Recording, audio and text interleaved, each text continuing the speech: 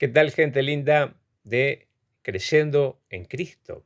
Estamos compartiendo el Evangelio de Juan, avanzando al capítulo número 16, y esta es la segunda entrega de esta reflexión basada en el capítulo número 16 del Evangelio de Juan. Recordemos el eslogan de nuestra serie, lo que venimos hablando y por qué hacemos lo que hacemos, tratando de hacer énfasis en esto. Dice Evangelio de Juan, capítulo 20, verso 30 y 31, dice: los discípulos vieron a Jesús hacer muchas otras señales milagrosas, además de las registradas en este libro. Pero estas se escribieron para que ustedes continúen creyendo que Jesús es el Mesías, el Hijo de Dios, y para que al creer en Él tengan vida por el poder de su nombre. Esto estamos leyendo, Nueva Traducción Viviente, esa versión. Recordemos, estamos haciendo una breve introducción. Estamos considerando Juan, capítulo 16, y en la estructura básica del libro tenemos un tema que ocupa el interés de todo el capítulo. ¿Cuál es el interés? El tema principal en este capítulo es la persona del Espíritu Santo, al cual identificamos como el Consolador, el Paracletos. Paracletos es una palabra de origen griego que alude a una persona que viene al lado de otra persona para ayudarla, para asistirla. La función principal de esa persona es la de ser abogado defensor, o así lo hemos presentado. Así como lo vimos con el ejemplo de Cristo para con Dios el Padre en la corte celestial, así lo es el Espíritu Santo en los asuntos de la vida sobre la tierra. Este capítulo 16 de Juan nos habla un poco acerca de la función del Espíritu Santo en el mundo y en relación en especial a la vida del creyente. Entonces vamos a hacer un pequeño bosquejo del capítulo número 16 del Evangelio de Juan, de la siguiente manera y en función de la persona divina del Espíritu Santo y en relación al creyente, como decíamos recién. Entonces, del verso 1 al verso 11 podemos hablar acerca de que el Espíritu Santo ayuda al creyente a creer. Ayuda, entonces, el Espíritu Santo, en primer lugar, con el tema de la fe. En segundo lugar, del verso 12 al verso 15, nos encontramos con que el Espíritu Santo nos ayuda a comprender la verdad de Dios. Es el Espíritu Santo el que nos ayuda a comprender la verdad de Dios. Y en tercer lugar, podemos encontrar al Espíritu Santo que nos ayuda a aprender a ver a Dios, espiritualmente hablando, comprender, ver a Dios. Versículo 16 al 22 del Evangelio de Juan capítulo 16. Y el último punto que podemos bosquejar es del verso 23 al 33. El Espíritu Santo nos ayuda a orar a Dios correctamente, ¿no? Entonces, comencemos con la primera parte, que es el Espíritu Santo nos ayuda a creer, y comenzamos con el primer punto del aspecto de la vida creyente, ¿no? Es el Espíritu Santo el que nos ayuda a creer en Dios, a creer en Jesucristo, a creer en el Evangelio, a creer la palabra de Cristo. En primer lugar, tenemos en esta porción, del verso 1 al verso 11, la función del Espíritu Santo en la tierra. Su trabajo es que convence. El trabajo del Espíritu Santo es convencer al ser humano que aún no ha creído en Jesús acerca de su persona, de su obra en la cruz, ¿no? No es el trabajo de los predicadores, de los evangelistas o de los apologistas, etcétera, convencer o persuadir a otra persona para que crea en Dios, en Cristo, o en su salvación, o en el Evangelio, o en la palabra de Dios. No podemos ir a evangelizar a una persona con nuestra estrategia humana de evangelización. Es el Espíritu Santo que usa la palabra de Dios para traer convicción de pecado, de justicia y de juicio. El creyente mismo también es una herramienta viva de lo que hace el Espíritu Santo. El creyente no necesita siquiera hablar para convencer a otra persona que lo está observando acerca de pecado, de justicia y de juicio. De pecado, por ejemplo, si bien esa obra de convencer a un pecador de pecado la hace el Espíritu Santo, sin embargo notemos cómo es que ese Espíritu Santo nos puede llegar a utilizar a nosotros los creyentes de alguna forma especial. El creyente es el que está creyendo en Cristo, el que permanece creyendo a Dios. Esa condición de creyente de por sí es una herramienta de juicio divino, porque el principal pecado del ser humano es que no creemos a Dios. No creer a Dios, entre otras cosas, es llamarle a Dios mentiroso, que no es digno de confianza. Una persona que no es digna de confianza es una persona en la cual no creemos. Entonces, indirectamente decimos que Dios no es verdad, que no es amor, que no ama, como, mm, etcétera. No creer en Jesús es no creer en Dios. No creer en su Espíritu Santo es no creerle a Dios, etcétera. Entonces, el mayor pecado que tenemos todos los seres humanos es el pecado de incredulidad. ¿Mm? Y es aquí cuando viene el Espíritu Santo a actuar utilizando al creyente, alguien que está continuamente creyendo en Dios. Cuando el creyente está creyendo, está ejerciendo su fe en Jesús, en Dios, es un testimonio indirecto de la verdad de Dios. No es que el creyente está dando su testimonio, no es que está hablando lo que cree, sino que su testimonio es por lo que está viviendo, lo que está creyendo, y es ahí donde está trabajando el Espíritu Santo, convenciendo de pecado, justicia y de juicio. De ese modo, el creyente es usado como testimonio a otras personas que no creen que hay un Dios, que no creen que hay un Cristo, de que también existe condenación por el pecado de incredulidad. En segundo lugar, el Espíritu Santo dice, convence de justicia. Y aquí también el creyente está predicando, no solo con palabras, sino especialmente con lo que cree. Predica sin palabras al mundo, porque cree no en su propia justicia, sino en la justicia de Cristo, de Jesucristo. Y de esa creencia se toma el creyente para vivir sus días en esta tierra. El creyente vive como diciendo, yo no soy justo por mis propios méritos, no soy justo por mis acciones, no soy justo por mí mismo, y en general me equivoco más en la vida que lo que hago como justicia. Pero, sin embargo, creo en la obra perfecta de Cristo. Creo en lo que dice la Escritura. Creo que soy justificado delante de Dios por la fe en Jesús, por lo que Dios hizo a mi favor. Entonces, al vivir creyendo en esa verdad, ahí también el creyente está predicando acerca de la justicia de Dios. Pero lo dice de manera indirecta. Esa predicación indirecta por medio del creyente es de que hay alguien, que hay una justicia mayor que se llama Cristo Jesús.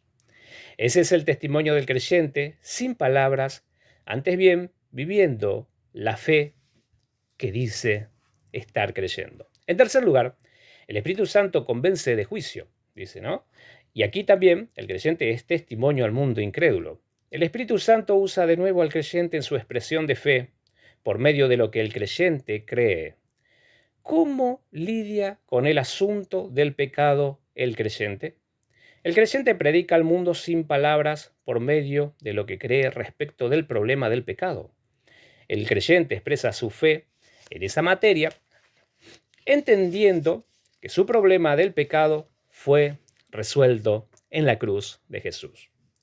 Pecado es falta, es injusticia a la medida establecida por Dios para la vida.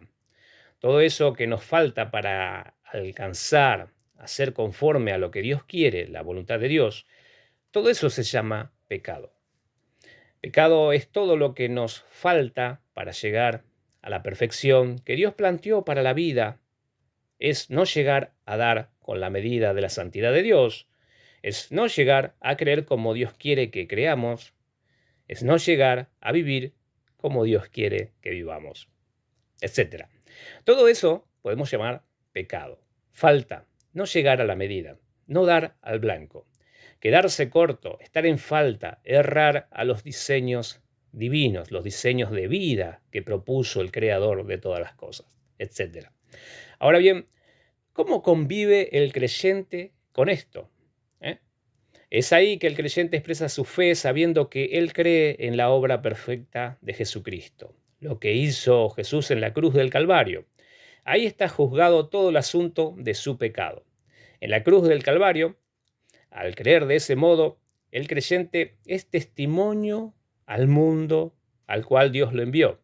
Ese mismo mundo que en el capítulo 15 de Juan se oponía a Cristo, a los creyentes, a Dios. Ese mundo que no ama al creyente, porque no es parte de ese mundo. Ese mismo mundo está recibiendo un mensaje de parte de Dios por medio de la expresión de fe sencilla de un creyente. De esa manera, el creyente está predicando acerca del pecado, de justicia y de juicio, indirectamente, por causa de la fe que ahora vive. De juicio al pecado en la cruz, pero también del juicio venidero. Y el juicio venidero es que si el mundo sigue en ese estado de incredulidad, si las personas del mundo siguen en incredulidad y ya han sido juzgados, dice Jesús, ya han sido condenados. Eso es lo que ya hemos visto en el capítulo 3 de este Evangelio de Juan, ¿no? Lamentablemente el que no cree en Jesús, el Hijo de Dios, ya tiene su sentencia eterna conocida. ¿Cuál es la sentencia? El juicio y el castigo eterno. Y eso es el creyente, un testimonio viviente, un testimonio al mundo acerca del pecado, de la justicia y del juicio presente y el que ha de venir. Por eso, en cierta forma, el mundo se da cuenta de esto, de que el creyente no es de este mundo y que a su vez vino y está puesto en este mundo para juzgar al mundo. Ese juicio es indirecto sin que el creyente siquiera se lo proponga. El Espíritu Santo y su obra dentro del creyente lo está usando indirectamente para convencer al mundo de pecado, de justicia y de juicio. La vida recta de un creyente, la vida santa, la vida que se ajusta en algún grado, en alguna medida a lo que Dios quiere, a la voluntad de Dios, y que lo hace ser una expresión de Cristo en el mundo, hace ese trabajo de testimonio en vida de la obra de Dios en ellos. Y el Espíritu Santo huye al creyente juzgando al mundo que las personas que no creen en Jesucristo, Hijo de Dios, están en pecado, que les falta la justicia de Dios y que el juicio ya está decretado para esas personas que permanecen rechazando a Jesús. Lo cierto es que si el Espíritu Santo no nos ayuda en esa etapa inicial de la fe en Jesús, no podríamos creer en Cristo. Por lo tanto, no podríamos creer a Dios para poder ser salvos. El Espíritu Santo de Dios es quien nos convence a los seres humanos de pecado, de justicia y de juicio. Muy bien, segundo punto de nuestro bosquejo es: el Espíritu Santo nos ayuda a comprender la verdad de Dios. Del verso 12 al verso 15 de este capítulo 16 del Evangelio de Juan. En esta porción de Juan, del Evangelio de Juan, tenemos la descripción de la función del Espíritu Santo para con el creyente. Lo que hace el Espíritu Santo al creyente es que lo instruye, lo ilumina. El Espíritu Santo le enseña cuál es la verdad, lo guía a toda verdad. Este es el ministerio de enseñanza del Espíritu Santo, que nos recuerda las palabras de Jesucristo que nos recuerda la doctrina de Dios el Padre, que nos enseña a caminar en justicia y en verdad. Este Espíritu Santo es el que nos enseña a vivir para la gloria de Dios. Esa es su función, conducirnos a que nuestras obras como creyentes terminen acertando al blanco. A ese grado de perfección establecida por Dios, a esa santidad de Dios, a esa justicia perfecta de Dios. Y esto es por medio de la fe en Jesús. Eso es lo que estamos hablando. Esto es maravilloso. El Espíritu Santo nos ayuda a los creyentes. Es luz para alumbrarnos a nosotros. Y luz también para alumbrar al mundo acerca de cuál es la voluntad de Dios para la vida, para los hombres. Algunas verdades de la Escritura acerca de la función o rol del Espíritu Santo. Como primera mención a destacar, podemos decir que el Espíritu Santo es el que representa a Cristo. Por eso también podemos referirnos al Espíritu Santo como el Espíritu de Cristo, así como estamos viendo en esta lección. Así es designado en la carta que escribió el apóstol Pablo a los Romanos, capítulo 8, verso 9. Dice: si alguno no tiene el Espíritu de Cristo, tampoco es de él. No es de Cristo, escribe el apóstol. La función para con el creyente la podemos rastrear ya desde la experiencia del nuevo nacimiento, porque es el Espíritu Santo el que asiste al creyente desde el momento en que creyó en Jesús. Pero también lo podemos rastrear desde mucho antes de esa puntual fecha del nuevo nacimiento espiritual que experimenta el creyente cuando ha nacido de Dios, ¿no? Esa fecha es algo así como la fecha específica del parto, es parto espiritual hablando, ¿no? Pero podemos pensar que el Espíritu Santo está trabajando incluso mucho antes de esa fecha. Esto es, ya desde que el ser humano es enviado al mundo a existir. Y yo hablo del ser humano que ha sido escogido por Dios para ser salvo. Incluso desde que se decide sobre el nacimiento de sus padres y sus abuelos, estoy hablando generacionalmente, desde la gestión de la vida, ¿no? De cuando es programada su introducción al mundo. ¿Y quién programa esto? El mismo Dios eterno, ¿eh?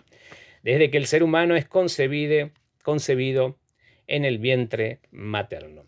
Para tener una imagen ilustrativa que nos ayude a comprender ese accionar divino, recordemos lo que tenemos escrito allí en el libro primero de la ley de Moisés, el libro de Génesis, capítulo 1, verso 2. El Espíritu Santo estaba en la gestión de los inicios de la vida, antes que hubiera vida. Luego que Dios creó lo que existe, el Espíritu de Dios comenzó a su gestión de vida en el orden para la vida sobre el mundo recién creado. Ahora podemos hacer un paralelo con el nuevo nacimiento e incluso con el nacimiento físico y notar al Espíritu Santo y su función, aunque recién después de Génesis 1, verso 2, cuando aparece el Espíritu Santo, recién viene el asunto del orden divino en Génesis 1, verso 3. Acá tenemos entonces la ilustración del Espíritu Santo. Dice que se movía sobre la faz de las aguas. Bueno, y luego viene el orden, cuando comienza a existir la creación. Esa ilustración de la creación en Génesis capítulo 1 es muy similar a lo que nos sucede a nosotros antes de conocer a Cristo. Antes de conocer a Cristo, estamos como en la situación del verso 1 del capítulo 1 de Génesis. Allí estamos con tierra formada, estamos hechos, pero la Biblia dice que esa tierra estaba desordenada y vacía. Lo que Dios había creado, aún en ese punto, estaba desordenado y vacío. Y en ese contexto aparece la figura del Espíritu Santo, el Espíritu de Dios, el Espíritu de Cristo. Por eso dice que el Espíritu se movía sobre la faz de las aguas en el verso 2 del capítulo 1 del libro de Génesis. En ese desorden, en ese caos, estaba la presencia del Espíritu Santo. Esto fue, digamos, en el plano físico, al comienzo de la vida terrena, al inicio de todas las cosas. De manera similar es en la vida de algunas personas que Dios eligió para salvarlos. Esto podemos leerlo allí, por ejemplo, en el caso del profeta Jeremías, capítulo 1, verso 5, de su profecía. También en el caso del apóstol Pablo, allí en Gálatas capítulo 1, verso 15. Y también podemos leer el Salmo 139, verso 16, 139, que es Dios está en todas partes. Allí está el Espíritu Santo ejerciendo su función desde antes que el creyente haya creído.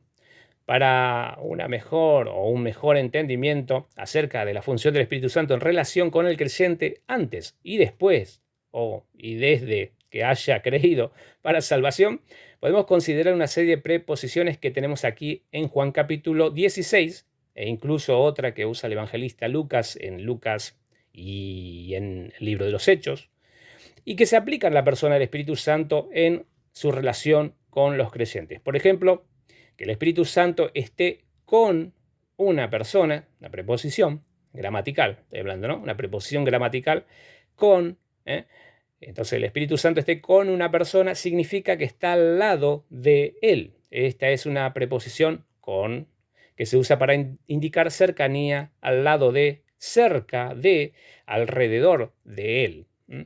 Hay otra preposición gramatical que se aplica también a la relación del Espíritu Santo con el creyente, y es la preposición sobre la persona, y es una preposición que indica aquello que llamamos unción, por ejemplo.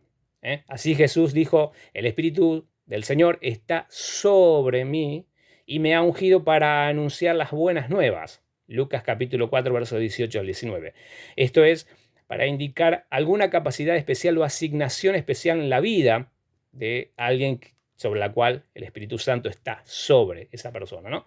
Así lo podemos leer también y tener la imagen de lo que sucedía, o la instrucción que dio Jesucristo allí en Hechos capítulo 1, verso 8. Recibiréis poder cuando venga sobre vosotros el Espíritu Santo, y entonces me podrán ser testigos. Sin embargo, aunque es muy buena la cercanía y la unción del Espíritu Santo, lo más significativo en el cristianismo, lo más impactante cuando creemos en Jesús, es que el Espíritu Santo está en el creyente. Juan capítulo 14, verso 15 al 18. Está dentro del creyente. El creyente ahora es habitado por el Espíritu Santo. El Espíritu Santo está dentro de la persona que ha creído en Jesucristo. Eso cambia totalmente el panorama. Ya no solamente está al lado, como quien decir, para ayudar. Alguien que está, como dijo Jesús, está con ustedes.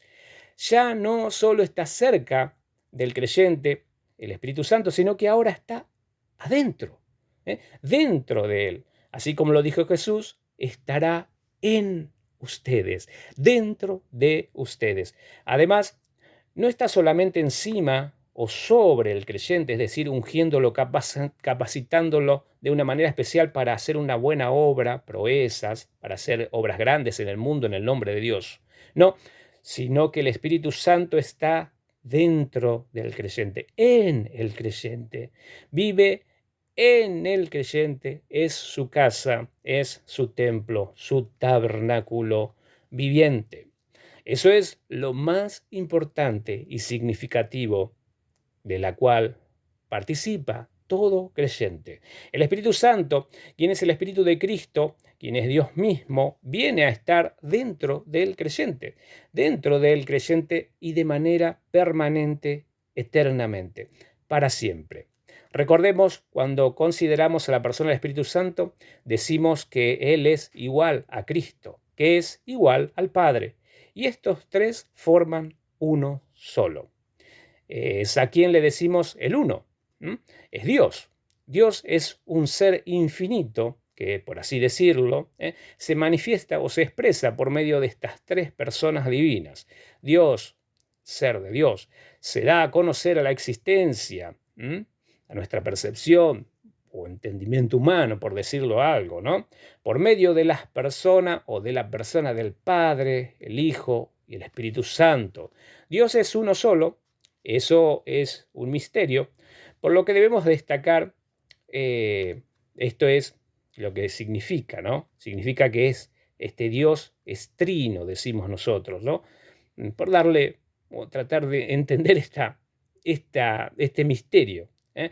Bueno, pero este Dios trino, ese Dios que es Dios en tres personas, ¿no? Viene a morar completamente dentro del creyente. Y esta es la función del Espíritu Santo en primer lugar, haciendo la gestión previa para que de algún modo nosotros, los que hemos sido elegidos para creer en Jesucristo, que hemos elegidos por Dios, hemos sido elegidos eternamente por Dios, para que Él quiera revelar a su Hijo Jesucristo en nosotros, así como también lo entendió el apóstol Pablo, allí en Gálatas capítulo 1, verso 15. Entonces, Dios hizo esa elección para revelar a su Hijo Jesucristo en nosotros. Entonces, desde ese momento podemos comenzar a ver la luz, que es lo primero que vemos allí en el cuadro de Génesis capítulo 1, verso 3 en adelante. Y ahí comienza la nueva vida. De modo similar, tras el caos que vemos en Génesis capítulo 1, verso 1, ¿no?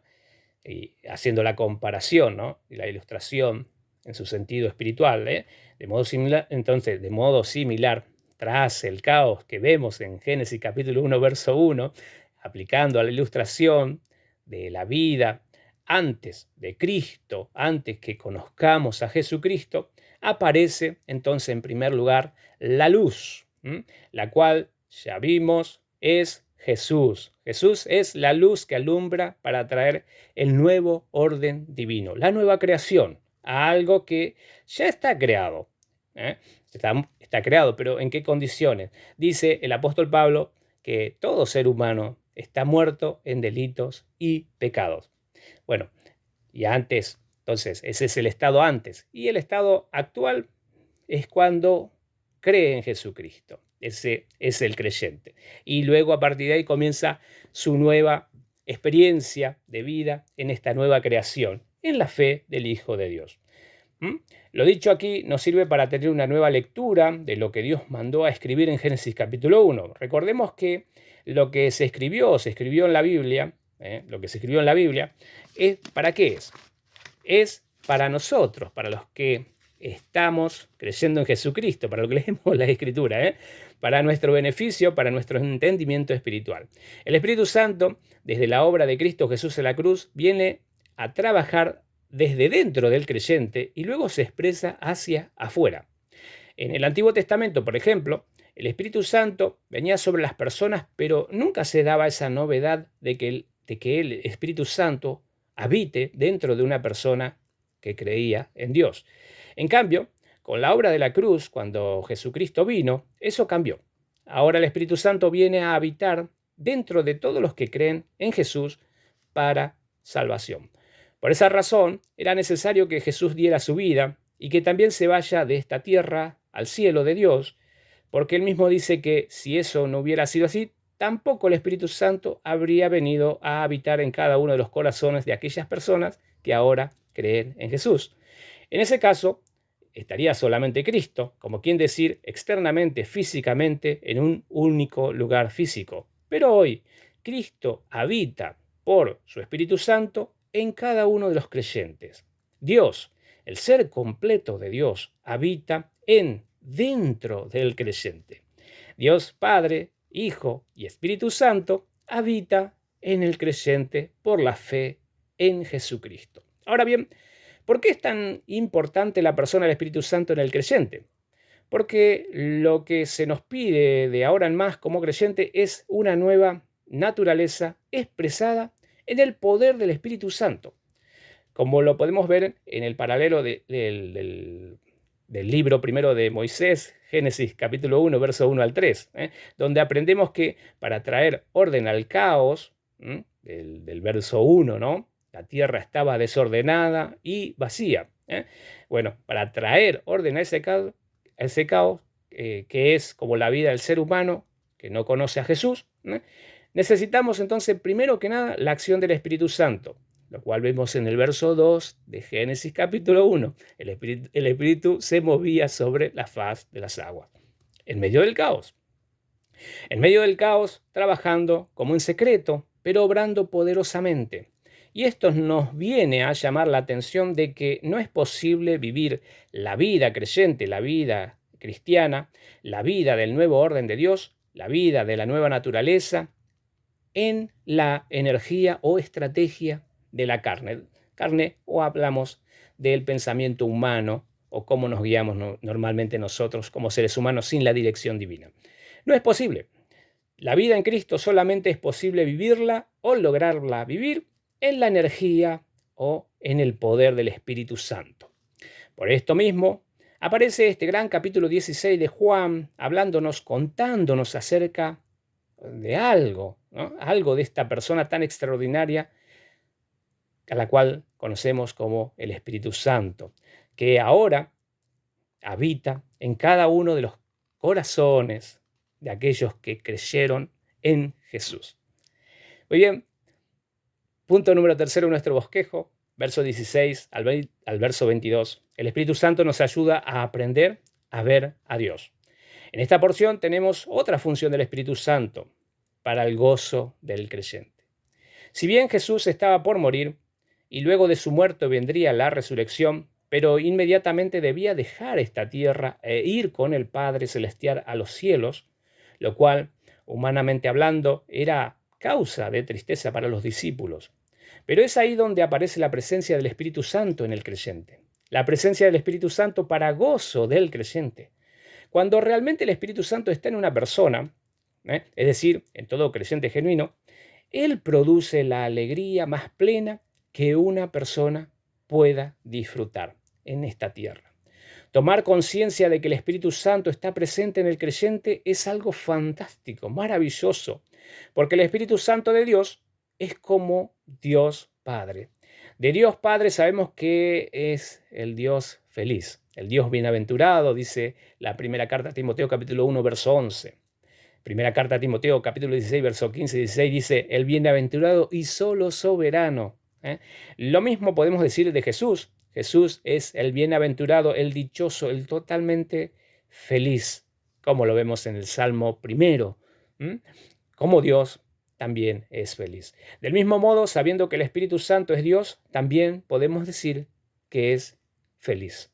E irradia con esa felicidad al creyente, de modo que el Espíritu Santo está dentro del creyente y es el que le permite ver o contemplar a Cristo Jesús, a Dios. El Espíritu Santo es el que nos enseña cómo es Jesús, es el que nos describe, es el que enseña al alma a ver a Cristo y de esa manera ver a Dios Padre para nuestro mayor gozo y deleite. Enseñó Jesús que la persona que ve a Dios es una persona totalmente feliz, totalmente dichosa, bienaventurada, dice. Allí dijo el Señor, bienaventurados los de limpio corazón, porque ellos verán a Dios. Los que han nacido de Dios tienen limpio el corazón, y los limpios de corazón, entonces, pueden ver a Dios. Por lo tanto, son los que pueden ser verdaderamente felices en el mundo, realmente felices, completos, satisfechos, así como el mismo Dios es feliz. Para cerrar nuestra meditación, versos 23 al 33, tenemos el Espíritu Santo nos ayuda a los creyentes a orar. Aquí tenemos la descripción de la función principal del Espíritu Santo para con el creyente.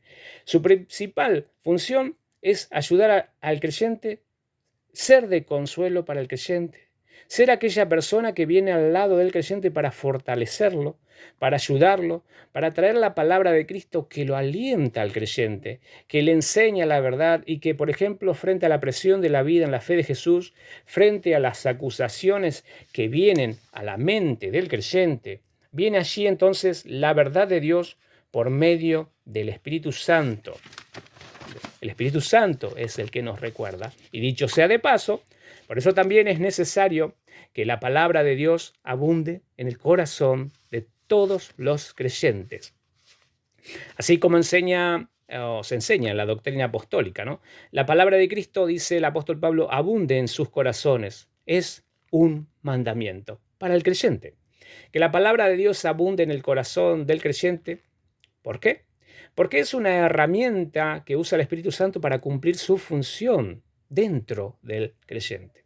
Para tener más experiencia con la persona del Espíritu Santo, los creyentes debemos darle más palabra de Cristo. Herramientas, más palabra de Dios. Hay que estudiar más la palabra de Dios, la palabra de Cristo, porque esa palabra va a ser como herramientas que el mismo Espíritu Santo utilizará para arrojar luz y traer orden al caos de nuestra mente, a nuestro entendimiento.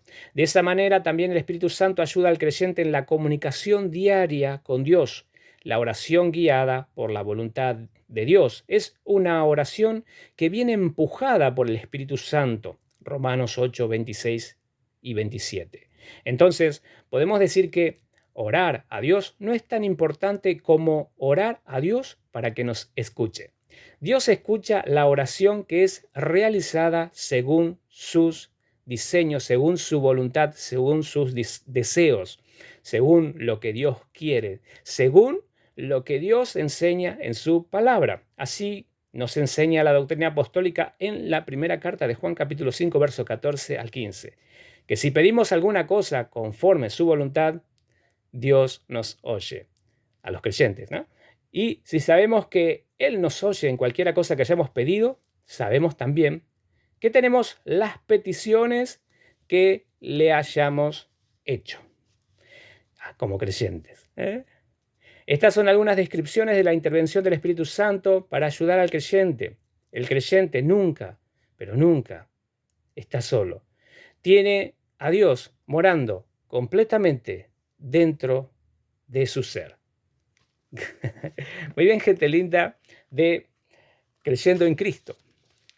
Ya hemos concluido con esta breve meditación del capítulo 16 del Evangelio de Juan, que espero que haya sido de instrucción, de aliento y de reflexión espiritual para el crecimiento, para fortalecimiento de nuestra fe, para que creyendo en su nombre tengamos vida por su nombre. Muy bien, ahora sí, me despido con la paz de Dios. Que estén bien, bendecidos en Cristo, siempre bendecidos.